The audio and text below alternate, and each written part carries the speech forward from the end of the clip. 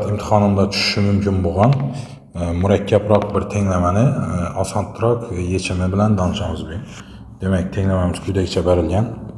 Demak, bu tenglamada oldin birinchi atadan ishimiz belgilashga kiritib qolishimiz kerak. Xo'p, ina bu 4-ildizdan chiqishi uchun 8 ni biror a ni 4-darajasi deyman. Keyin bu yerda x kub bor. X kub narsa biror bir b ni 4-darajasi deyman. Ve qaytadan yozib olaman tenglamamni. Demak, bu x kubni o'rnina b4 plus 4-ildiz tengda 8a4 bo'ldi.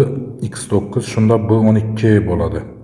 Plus kub ildiz ostida yana 8a4 plus 4-ildizda 2 ni 9-si, demak bu 8 2 ni kubadi, 2 ni 9'i a ni 12'si bo'ladi. X kub esa b4 bo'ldi. Barabar 3. Demek, kub ildiz ostida b4 plus bular qisqarib a bilan b ni kubi chiqadi. 12 bilan 4 qisqarib ve kub ildiz ostida a4 plus 12 4'e bölünse a kub b chiqadi. Bu ikisinden b kubni chiqaramiz. Umumiy ko'paytiruvchini va uni ham ildizdan chiqarib bersak b bo'lib chiqadi ve kub ildiz ostida a plus b qoladi. Plus bu ikisinden a kubni chiqarsak a bo'lib chiqadi ve kub ildiz tengda a plus b qoladi. Deng 3. Demek, kub ildiz ostida a plus b ni chiqarib olsak, yine a plus b qoladi. Demek, bu ifodamiz a plus b ni bu 1 taqsim 3 olsa, bu 1 olsa 4 taqsim 3-darajasi oladi. Beraber 3.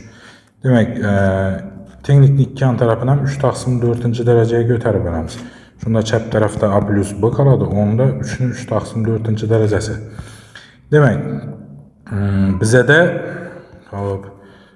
a plus b'den 3 ni 3 taqsim 4'si olsa, a ni topib olsak bo'ladi. B'den a'dan shunda 4-ildiz tengda 8 bo'ladi.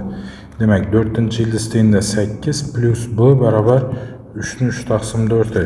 Demek, b'den b'ni topsak, 3 ni 3 taqsim 4-darajasi minus 8 2 ni kubi olsa 2 ni 3 taqsim 4-darajasi bo'ladi. Endi bu tenglikimizdan b'ni topishimiz kerak. Demek, b'dan 4-ildiz tengda x kub bo'lamiz shunda. Xo'p, buni o'rniga qo'yamiz. 4-ildiz tengda x kubdan 3 ni 3 taqsim 4'si minus 2 ni 3 taqsim 4'si. Yani x ni 3 taqsim 4-darajasi beraber 3 taqsim 4 minus 2 3 taqsim 4. Tenglikni ikki yan tarafına demek 4 taqsim 3-dereceye götürüp veramiz. Şunda bende x qaladı. Bende ise 3 ni 3 taqsim 4'si minus 2 ni 3 taqsim 4-derecesini 4 taqsim 3-derecesi buladı. Yine yechimimiz ham chiqdi. E'tiborlaringiz uchun rahmat.